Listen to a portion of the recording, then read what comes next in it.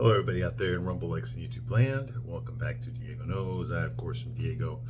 And today, let's finish talking about The Housemaid from last year, December of 2025. December 19th, 2025. That's when it came out. I think I saw it the next day on a date.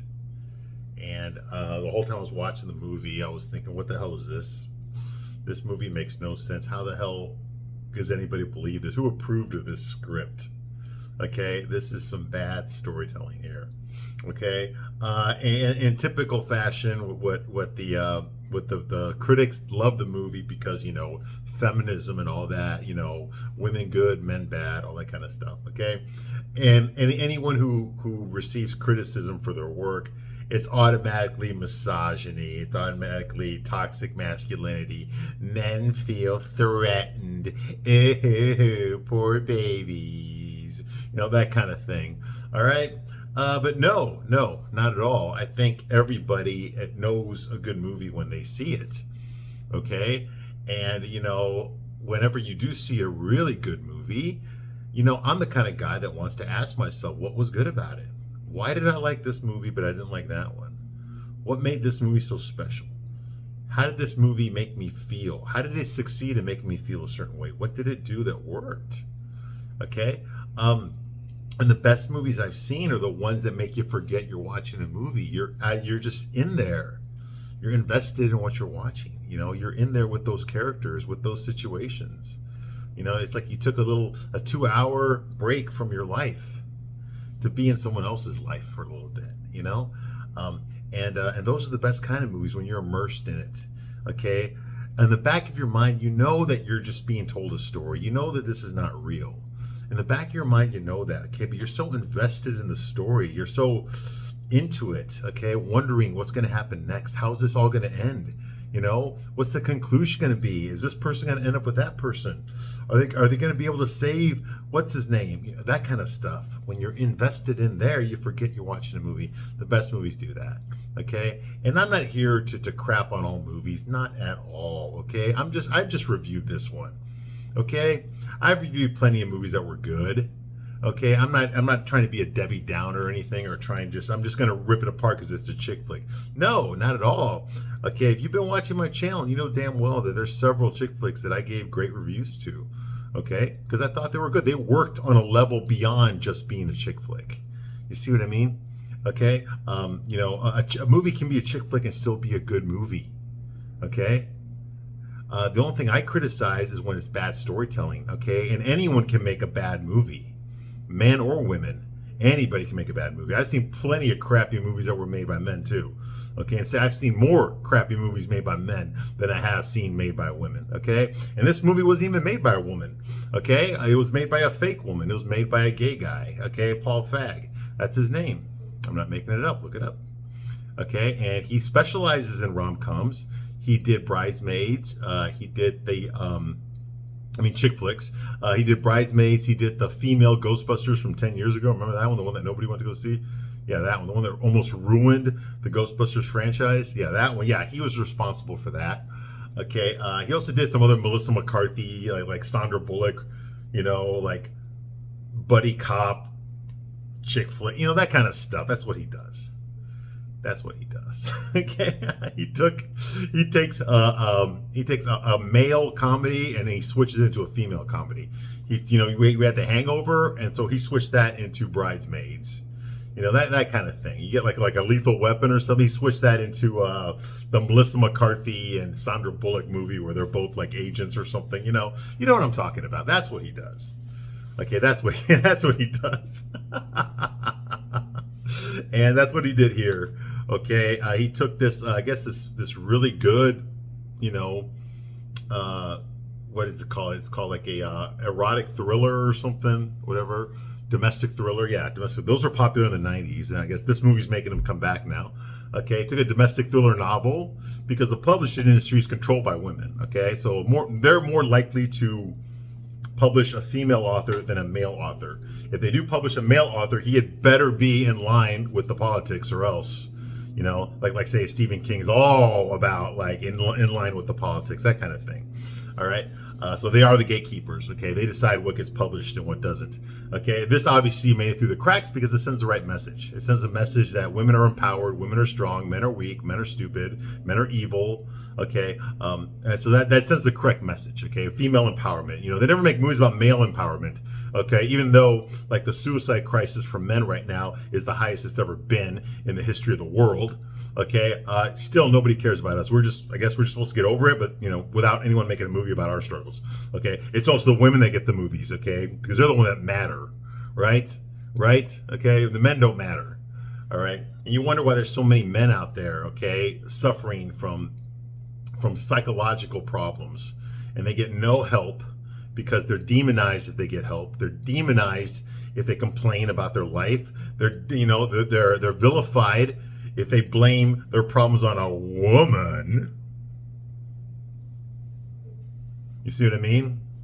But yet women blame their problems on men, and they're paraded, they're applauded, okay, you know, for standing up, you know, against the evil patriarchy, you know. You see what I mean? It's a load of crap. I mean, you know, I tell feminists all the time, you know what, you don't want equality, okay? Ladies, you do not want equality, okay? Because if you have to go through what we have to go through, okay, you will crumble and fold. You won't make it 24 hours, okay, having to put up with the crap that we have to put up with. You see? But yeah, they're not making movies about our problems. Nobody cares about us. That's the problem, okay? That's the reason we've got, why do you think people like Andrew Tate exist? Okay, there's a documentary, I haven't seen it yet. My friend told me about it, so I'm going to watch it soon. Okay, the documentary about the manosphere. I guess there's like some alpha Chad guy. He's trying to, I know he's selling like insecure young men like self-help stuff in order so they can be studs like him and get a lot of women and make a lot of money. Okay, you know what I mean? Okay, the manosphere stuff. Okay, I know a little bit about those guys. Okay, women hate them. Okay, but they're gaining in popularity. You know, you get all these libtards and all these like feminists and gay guys, you know, in the mainstream media. They're all condemning manosphere. They're putting down people like Myron Gaines. They're putting down people like Andrew Tate. Okay, these are all evil male influencers. You know, don't listen to them. They're sending the wrong message. They're just a bunch of misogynists. They're just a bunch of this and that. Okay, but here's the thing. Guys like that are growing in popularity.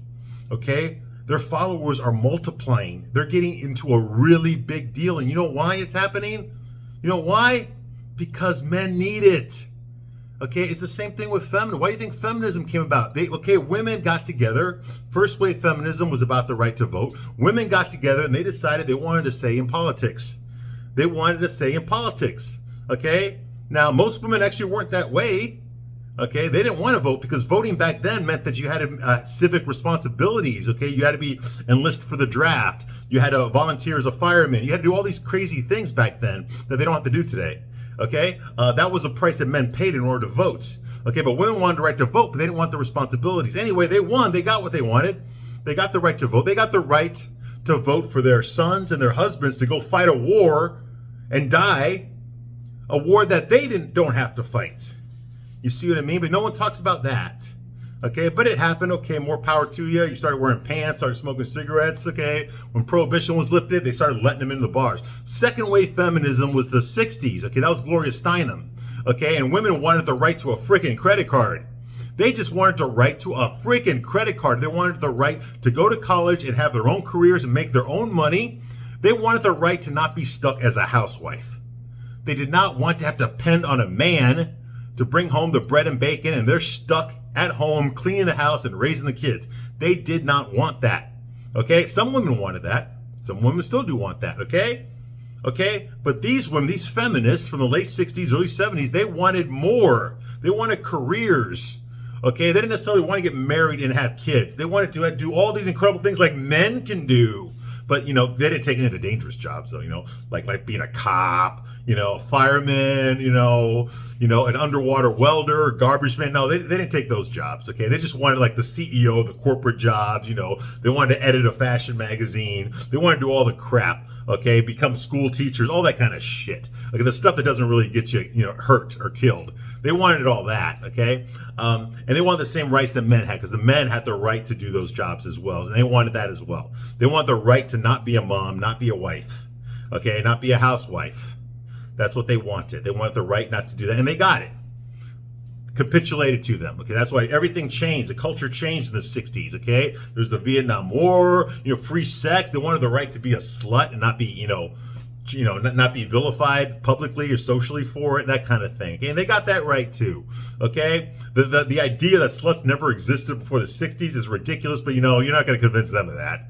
Okay, so all that stuff was what happened, okay? And people capitulated to it. In the 70s, it got worse. 70s, the 80s, it got worse because all of a sudden these women were graduating college and now they were moving up in the world. They were becoming attorneys. They were becoming bankers. They were becoming all these things that traditionally used to be men. They became publishers of magazines, okay? So they had hold, okay? They had hold of influence, okay, on the media. They started working in Hollywood. They started becoming producers and all these kind of, the casting agents. The women started doing all these jobs. So they started pushing their politics onto mainstream society, and the men that were aging out, they were getting old, they were afraid of what was going to happen if they didn't capitulate. Oh my God, what happens if we reject feminism? Then they're going to say that we're a sexist company and our stock is going to drop. It is going to drop. And then you add on top of that the fact that women spend more money on shit, on useless shit, than men do. I'm talking like shampoo and makeup and stuff, okay, and purses. Okay, they spend a shitload more money on stuff like that than men do. So the advertisers are all like, oh my God, dude, there's our demographic right there. We got to start making commercials for them. Because they're the ones, men are going to buy houses and cars, but they're not going to buy a different purse every week. They're not going to buy a shitload of fucking shoes. They're not going to do all that stuff like women do. So we got to start making all the commercials got to be for women. Okay? Thereby, we got to get women to watch TV shows. So we got to start feminizing the TV shows. You see what I mean? And that's what started happening. Okay? And all the other companies, all of the HR departments started springing up left and right, all run by women. And so now here you got major companies like Colgate and Target and all that. They realize, oh my God, if we don't give in to these feminist demands, they are going to protest us. They're going to boycott us and we're going to lose a crap load of money. So we're just going to give in. We're going to just let them do it. And then it got to the point where it didn't matter whether the woman was qualified or not, okay? We needed a woman in that position, so here, you're hired. You're a woman, you're female, can you prove it? Okay, you're hired.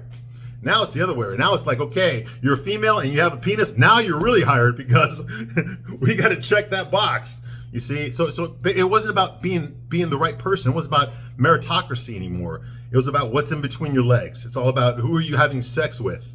Okay, what color is your skin? That's what it became about because everyone was so afraid of what would happen if they didn't capitulate to these demands, these terrorist hostage demands. Okay, that's what happened. Well, now we're turning away from that. Now that's starting to go away. Okay, that was Obama. That was Biden. All that's starting to go away now. So we got this new wave of culture coming through. And I'm very excited to see what's going to happen. Because for those of you who are not my age, okay, I grew up in the 80s. I grew up in the 90s, okay? There's always been feminism.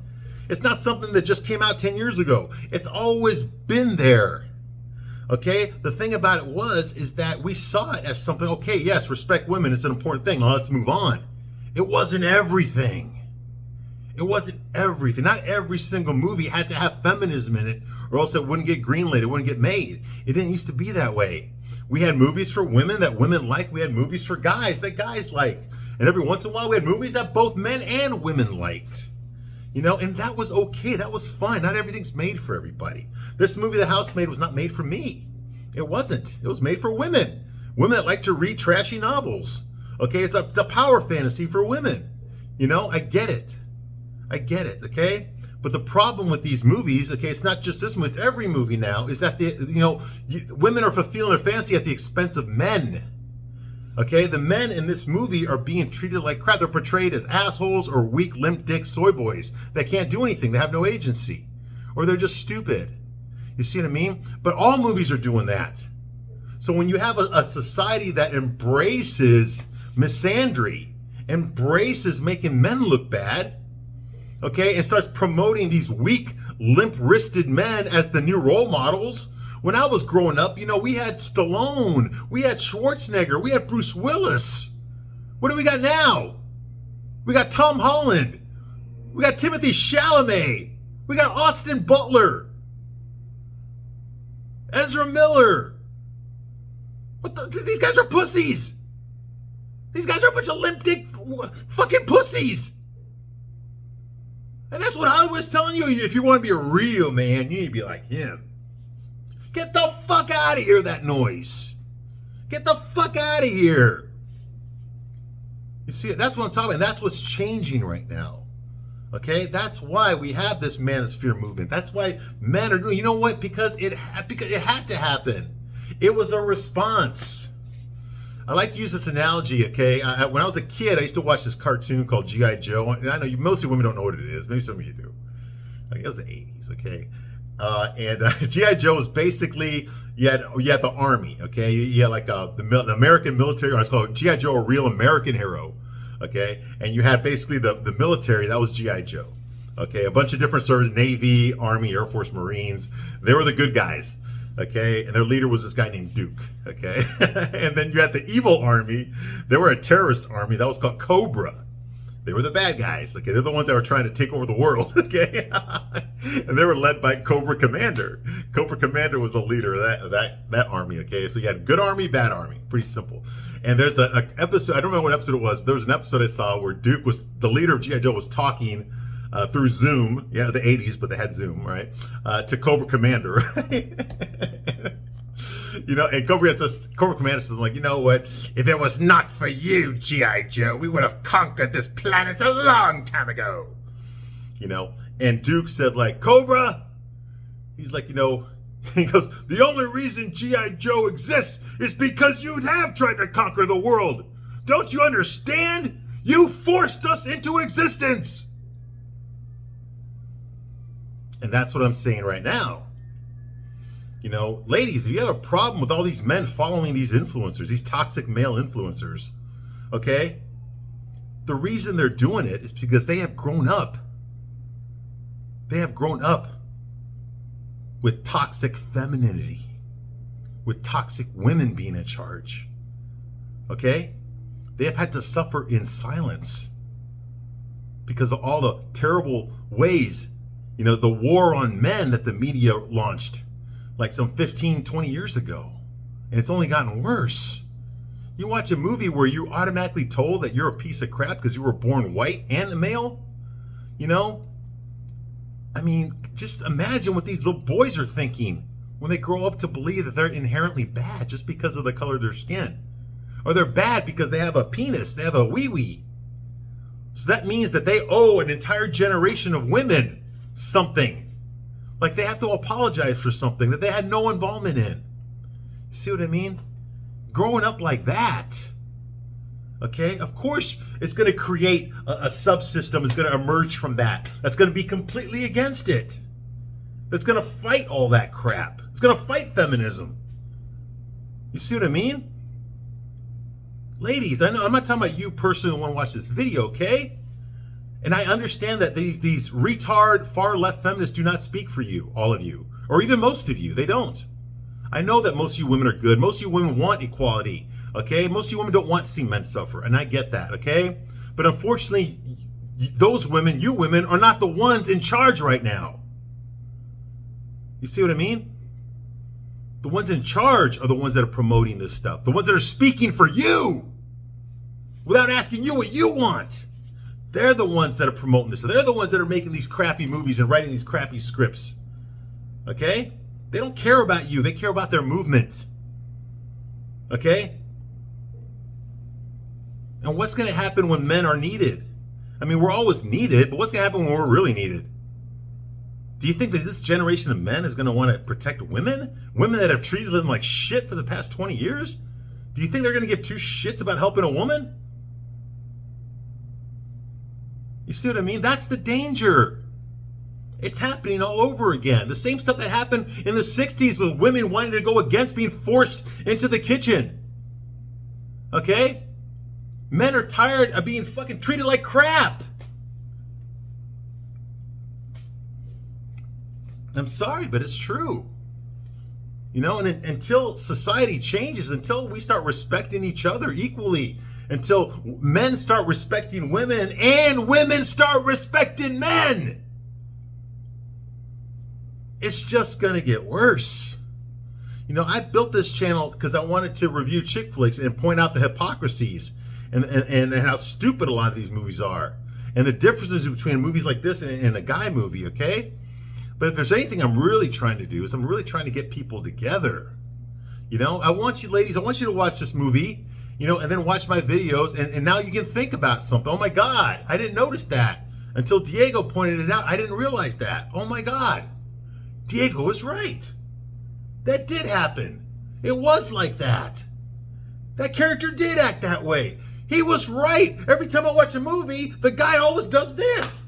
Why is that always happening? I never noticed that before until Diego pointed it out. You see what I mean? That's why I created this channel. That's what I'm trying to do here. Not to put down women.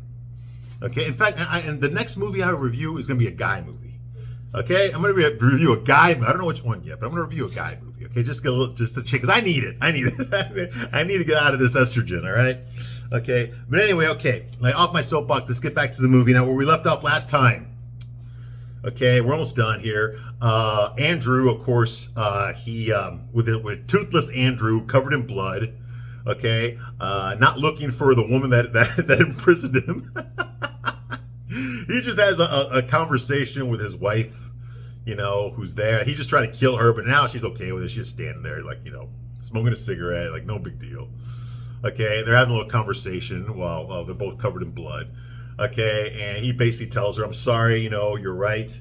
You know, I should never have cheated on you with this crazy woman. You know, I want you need to come back to me because, you know, your life ain't worth nothing unless you're with me because I have money, I have the looks, okay? And, you know, you're a single mom and you're not going to get better than me. So you really have no choice but to come back to me and all that kind of stuff.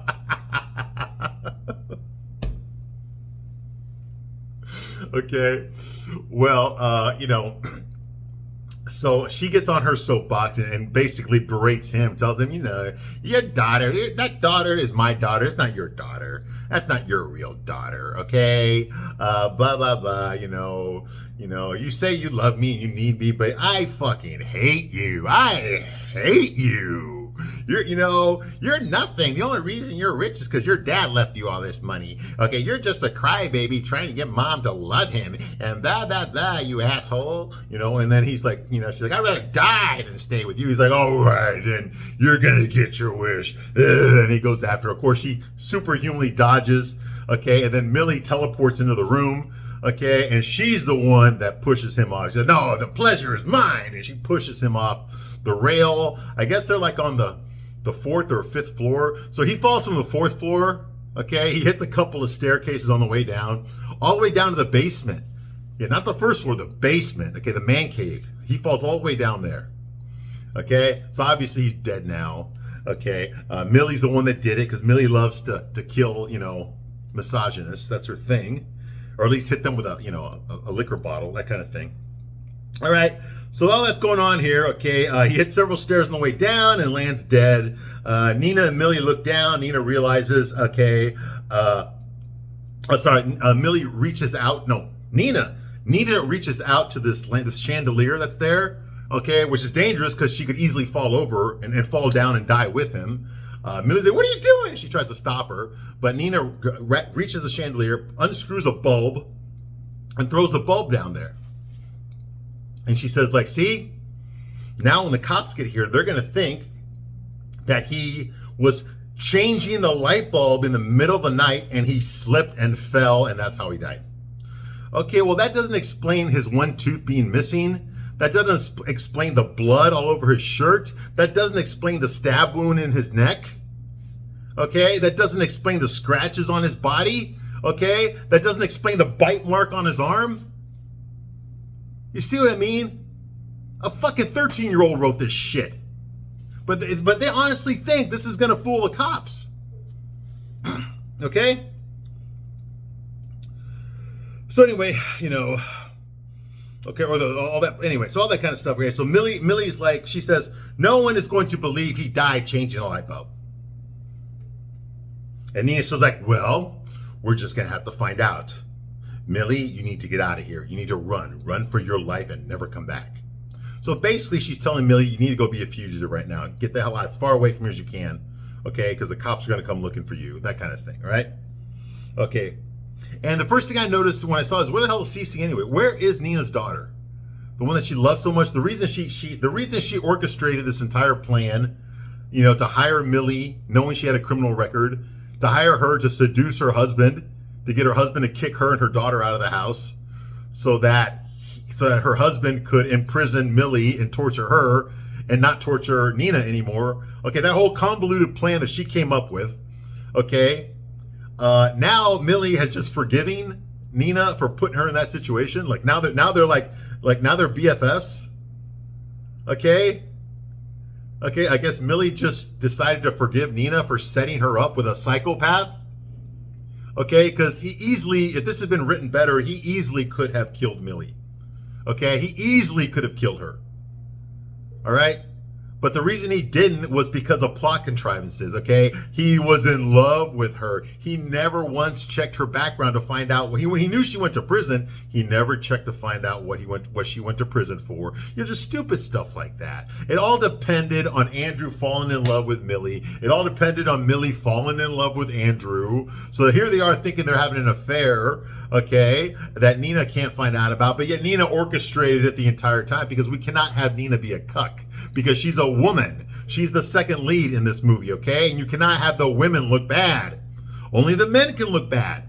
So if one of the main characters gets cheated on by her husband, there has to be a good explanation. It cannot be that the husband fucking found a better looking younger woman and would rather fuck her than his fucking middle-aged single mom wife. Can't have that in a chick flick, because that would make a woman look bad. So it has to be, that's what she planned it that way the whole time.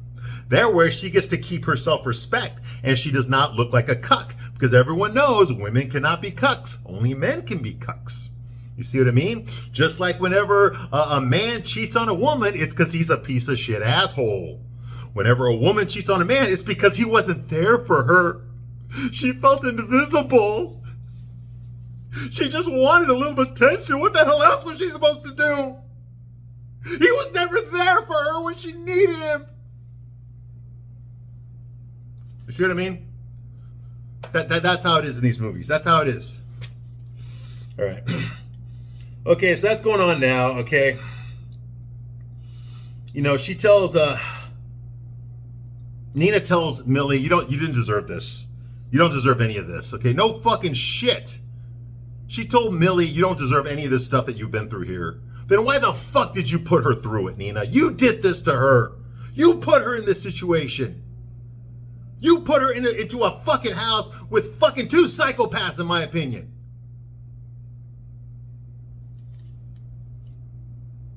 You know, and now they're besties.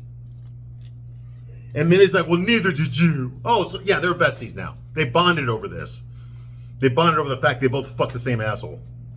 All right, okay, so she leaves. She takes out Andrew's tooth. I guess she had Andrew's tooth in her pocket. She made him pull it out, remember? And she just drops it there so it lands next to him. Because that would be kind of funny, wouldn't it? Like, if he's there toothless, but there's no tooth there, that would have meant that he must have lost a tooth earlier before he fell down the stairs. And if so, where is the tooth? You see what I mean? All right. Moving right along, Nina calls Enzo.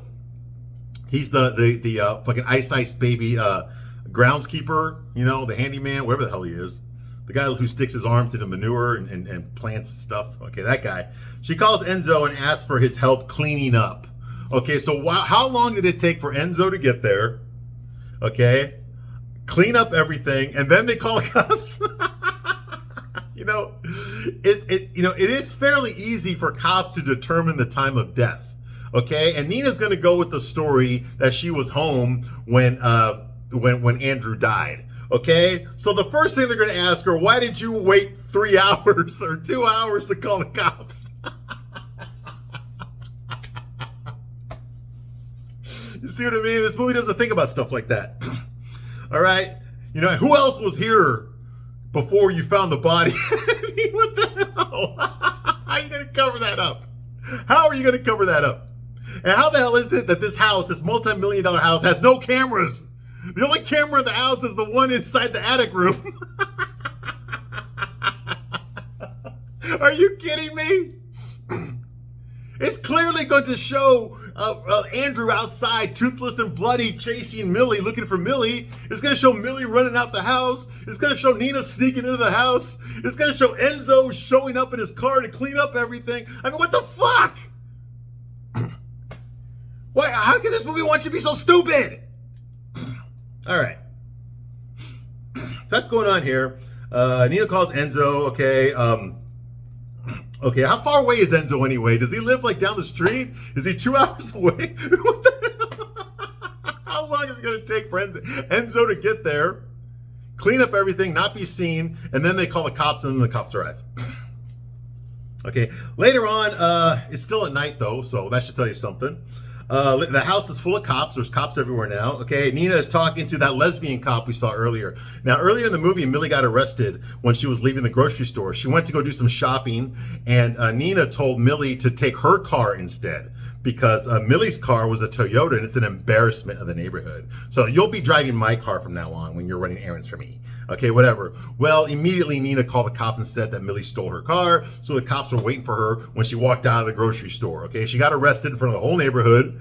Okay, what do you call it? Andrew had to show up to let the cops release her, that kind of thing. Oh, no, it's okay. No, she didn't steal the car, that kind of thing, right? Okay, well, there was a lesbian cop there, and she saw Millie. She's just like, didn't say anything. You could just tell she's this butch dyke, just unattractive. Ellen would love her, just. But she didn't say anything. We just saw her there. Well, now here she is again. This big butch dyke lesbian cop is there. Okay, butt ugly. Okay, she's in there, and she's the one that's interviewing Nina to find out what happened. Okay. So she says, I guess she left the Cece at camp. We find out that Cece, that's Nina's daughter, is at camp. That's why she's not there. That's why she's not guarding her right now. Okay. Well, apparently Nina told this cop, the cop's name is Jay Connors, Officer Connors, tells her that, Millie had the weekend off. That's why she wasn't here when Andrew died, because Millie had the weekend off. Okay, well, all you have to do is look around, all right? Okay, I mean, there's evidence that Millie was there, all right? Anyway, so Nina says, like, that Andrew wanted everything to be a certain way and perfect. That Andrew was a perfectionist. He wanted things a certain way. He could not handle a light bulb being out of in his house. He had to change it immediately. That's why he got up in the middle of the night to replace a light bulb, because he could not live with it being out. Okay? Okay, that's why he tried to change the light bulb in the dark, in the middle of the night. Wearing a bloody tank top with a stab wound in his neck and missing a tooth. And bite marks on his arm.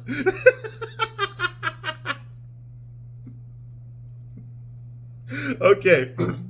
Okay, so the cop, Jake Connors, Officer Connors, she says, he had a deep cut in his neck. That's not from a fall. It's not a cut. It's a stab. Okay, she didn't say that. I said that. Okay, she said it was a cut. But we all saw Millie stab him in the neck with it, with the cake cutter. She stabbed him in the neck. She did not cut him in the neck. She stabbed him in the neck. And for some reason, it quit bleeding by itself. Okay? He didn't bleed to death from that. Okay? But the cop says, like, that's not from a fall. That cut on his neck is not from a fall. And it's not a cut. It's a stab wound. But don't worry about it. The medical examiner is a man. So he'll be too stupid to notice it. You see, I knew Andrew. Me, officer, I knew Andrew. That's right. My sister used to date him. Her name was Kathy.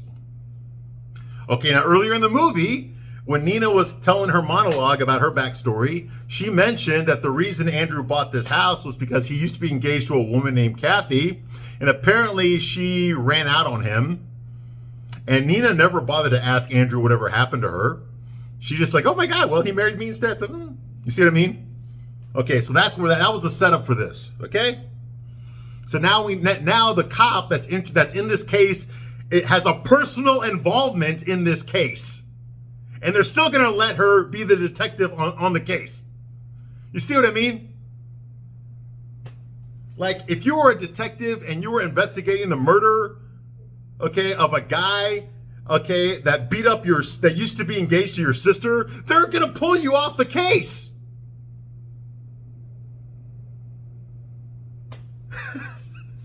Because there's a conflict here. You see what I mean? That's the level of writing of this piece of shit. Okay, so anyway, she said, well, don't worry about that stab wound, okay, because the medical examiner's not going to notice it either, because he's a man, you know, and he's too stupid to notice it. And she said, you see, I knew Andrew. That's why I'm the one getting your statement, okay? He was engaged to my sister, Kathy. That's why they put me in charge of this investigation. 8 years ago, she showed up at my doorstep in the middle of the night. And she was never the same after. And me being a cop, I did absolutely nothing about it. You didn't get your sister to press charges. You didn't get your sister to file a complaint. Nothing. And you're the fucking cop.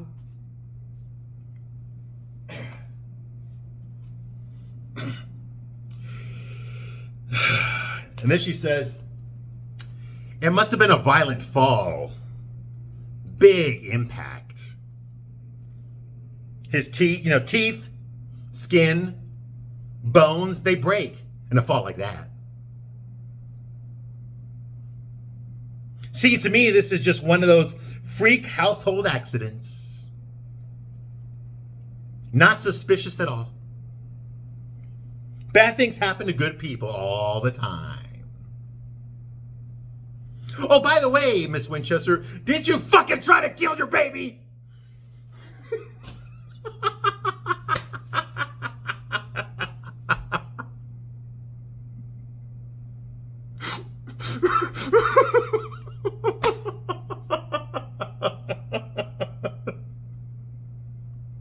I mean, you only got institutionalized in the nut house twice for it.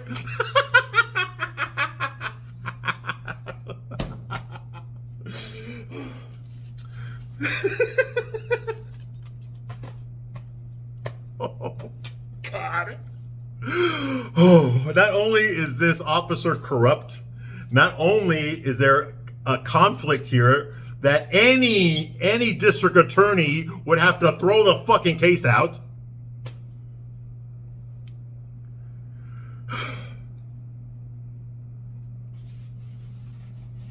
So the officer on site had personal relations with the deceased through her sister.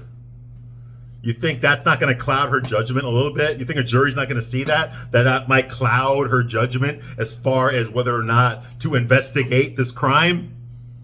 You think a jury's going to see it that way?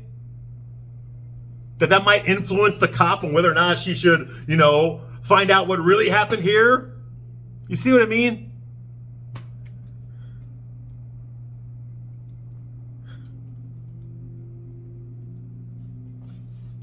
All right. Nina's like, holy shit, I got away with it. And she did get away with it, okay? Because the writers of this are fucking stupid. Okay, anyway, next scene is a funeral, okay? It's a funeral for Andrew, okay? All the housewives are crying because this is the guy they all wanted to fuck and now he's dead. Okay, all their husbands are also crying because this is the guy they wanted to fuck and now he's dead. Okay, and there's Officer Connors and she's there standing in the back, and she's just like,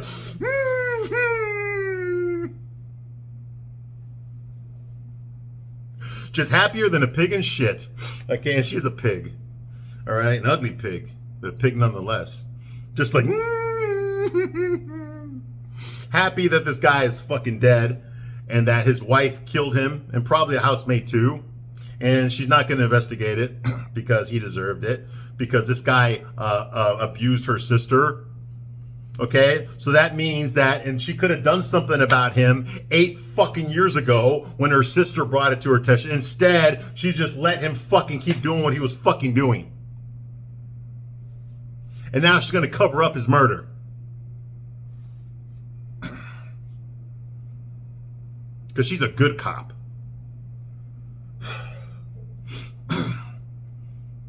Okay, so anyway, the priest makes a stupid ass speech about what a great man Andrew Winchester was. Okay, you get the bullshit condolences from the housewives. Okay, they're all like, are talking to Nina. Oh, I'm so sorry, blah blah blah. Okay, apparently Nina is going to sell the house, which is kind of weird because the reason Nina couldn't divorce Andrew was because she signed an ironclad prenup.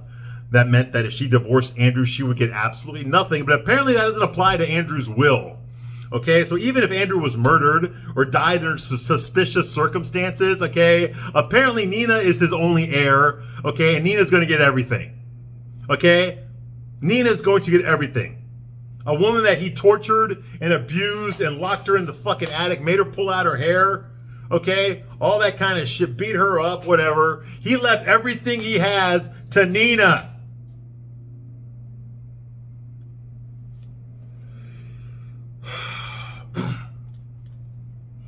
All right. Anyway, knowing that Nina fucking hated him. Okay, so bullshit condolences. Okay, so and like I said, Andrew had an ironclad prenup, but he still left everything to his wife. Okay, and and I'm sick and tired of Andrew's weakness. Okay, apparently Andrew's weakness in this movie was that he loves Nina. That's his weakness. That's why he makes mistakes, because he loves Nina. Okay. Okay, and that's bullshit, okay? If he did love Nina, he wouldn't have treated her that way. He would have made her suffer. He would have left nothing for her in his will, okay? Because he didn't really fucking love her. He just wanted to control her. You see what I mean? It would have been more realistic if he found a young woman, I'm talking like 19, 20 years old, who had no experiences in life. He could have easily seduced her, not a single mom, not a 40-year-old single mom. Okay, a young girl. He could have seduced her, gotten her off, made her addicted to him. Okay, groomed her, and she would have stayed loyal and faithful to him. She would have eaten his fucking shit if he told her to. Okay, that would have been more realistic. He could have abused her. He could have locked her up and done all that kind of shit too. Okay, but he would have loved her because she gave him everything that he wanted. She would have given him kids, and he would have left it all to her, provided she did not betray him. And I mean, like, she didn't cheat on him or squeal on him to the cops. Or try to fight back or any of that kind of stuff. Provided she didn't do that, he would have left her everything. Okay? He wouldn't have told her that, though. Because if he told her that, that would give her a reason to kill him. But if she's addicted to him, she wouldn't do that. If anything, she would have helped him abuse other women. But of course, we can't have that because, women can't be evil. Only men can be evil in this movie, all right?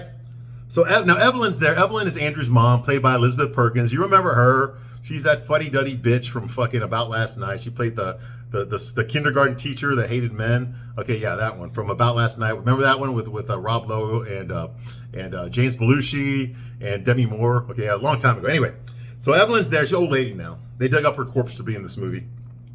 Evelyn says, like, my son had a beautiful smile, didn't he? They told me that he was missing a tooth when they found him. And then she looks right at Nina. Did you know that? Did you know my son was missing a tooth when they found him? Of course, the accusatory look goes nowhere at all. Okay? She said, if you don't take care of your teeth, you lose the privilege of having them.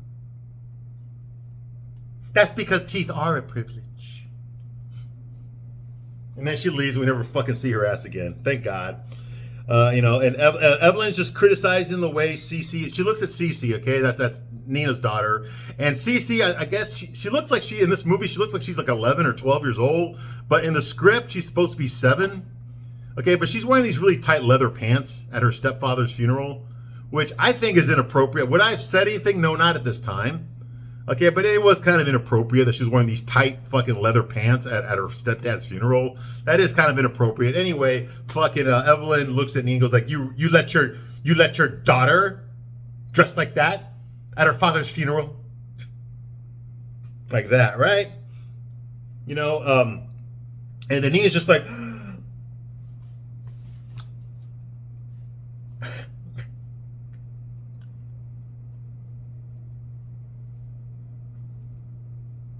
to go like that, okay? Like, just like the fuck you look,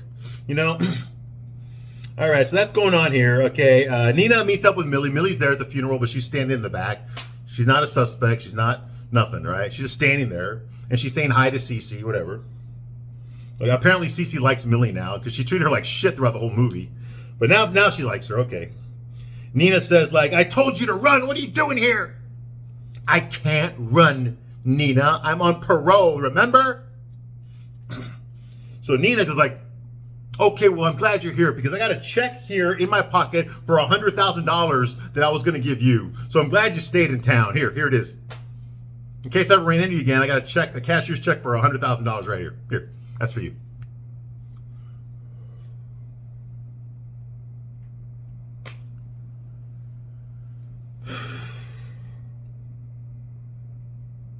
So I'm glad you stuck around. I'm glad you didn't do what I told you to do and run for your life. Okay? Since you're here, here's your check for $100,000. Make a life for yourself. Okay. And then she hugs her goodbye because they're besties now. They're best friends now, okay? Now, the next scene, what do you call it? Well, first I'm going to call bullshit on that, okay? If you told her to run away, then why did you have a $100,000 check, okay, for her in your pocket, okay? Once again, this movie is just a load of shit. Okay, the final scene in the movie, Millie is being interviewed as a housemaid position because this job went so well that she wants to do it again. Okay, so she's interviewing for a housemaid position again with another rich white woman. Okay, and of course, she leaves out the fact that she was in prison for manslaughter, her manslaughter conviction. Okay, and the rich white woman nor her husband checked to see if she has a criminal record or that her last employer died mysteriously. Of course, none of that comes up during this fucking interview. Okay? But that's okay. You know why? Because apparently this woman did speak to Nina Winchester, and Nina Winchester gave her a glorious gold star review. Okay? The same woman who was locked up in the fucking psychiatric hospital for trying to kill her fucking daughter.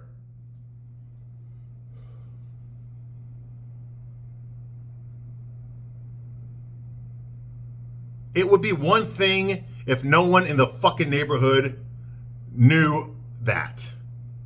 But every fucking bitch in the goddamn rich neighborhood they live in knows about Nina Winchester being locked up in the psychiatric hospital twice for trying to kill her baby girl. Now, we know that that's not what really happened. But the rest of fucking society does not know that what we know. They think she fucking did it.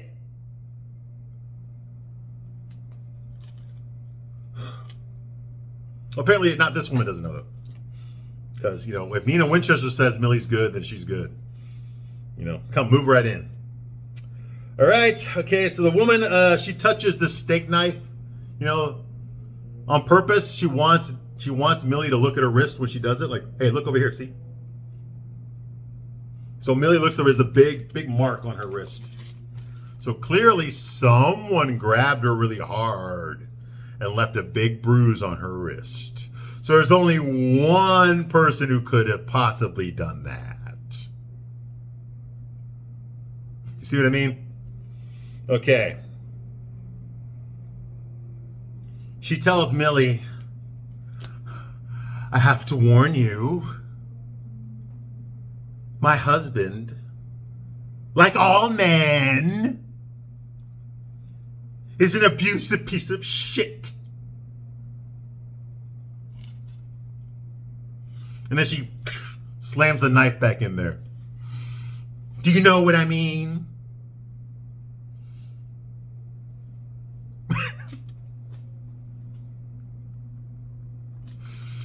Do you think you can help me, Millie? Millie's like, when would you like me to start?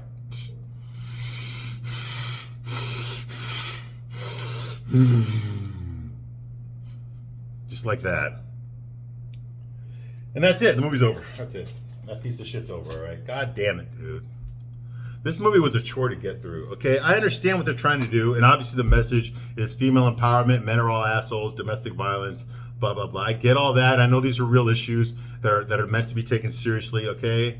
And I know that. I understand all that, okay? I have no problem with what this story is trying to do. I have a problem with how it's doing it, okay? You have to be a friggin' idiot to believe anything that happens in this movie, okay? This is like I said, I mentioned earlier, I used to watch G.I. Joe when I was a little kid, okay? Well, this movie is like an episode of G.I. Joe. It's fake as fuck. It would never hold up to scrutiny. This entire movie depends on everything, just luck happening that way. You know, Andrew just happened to fall in love with a single mom. Okay, not a woman with no kids or who's younger, a single fucking 35-year-old mom. You know, that Millie would just happen to fucking fall in love with fucking Andrew. When she's so scared of going back to prison, she has no problem falling in love with the owner of the house, her employer. Knowing that if she's caught, she will lose this job and go back to prison. The fact that Millie believed that she could lie on her resume about going to Ivy League schools and shit, when in fact she was actually in prison for 10 years. The fact that, you know, that she murdered a rapist while he was raping her roommate, and that everyone believed that she did it on purpose, and that the rape victim covered it up, you know, lied, and that she was charged with manslaughter. She had to plead down to manslaughter. Got kicked out of the school.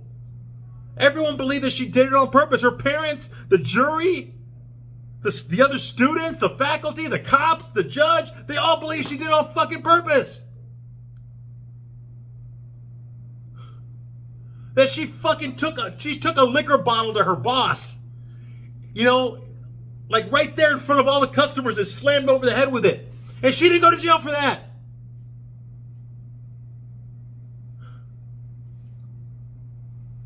And they just so happened to happen, the cop in charge of investigating the death of Andrew Winchester just happened to be the sister of his ex, and she hated him.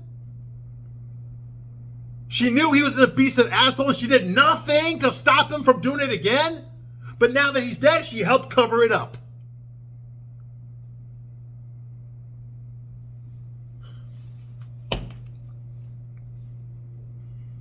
Nina Winchester was locked up in the nut house for trying to kill her daughter, and yet the rich couples in the neighborhood still come over to her house for dinner.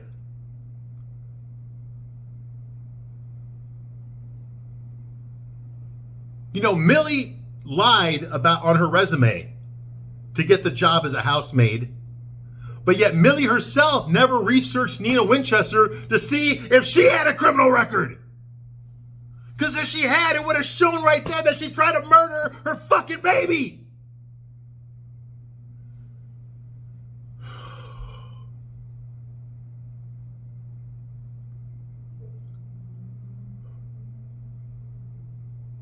And this movie made $400 million.